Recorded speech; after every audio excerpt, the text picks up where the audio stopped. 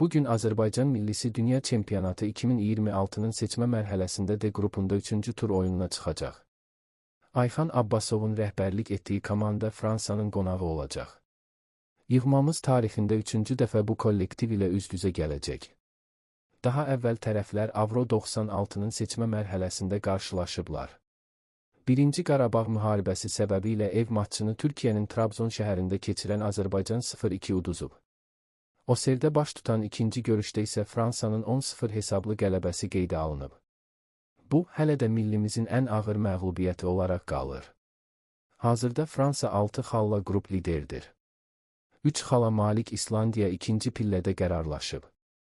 Azərbaycan Ukrayna ilə birgə 1 xalla 3-4-cü yerləri bölüşür. Bu qrupun digər oyununda İslandiya Ukraynanı qəbul edəcək. Qeyd edək ki, Parisdəki Parc des Princes stadionunda keçiriləcək görüş Bakı vaxtı ilə saat 22:45-də start götürəcək. Norveçli Rohit Sarkinin idarə edəcəyi maç CBC Sport ilə canlı yayımlanacaq.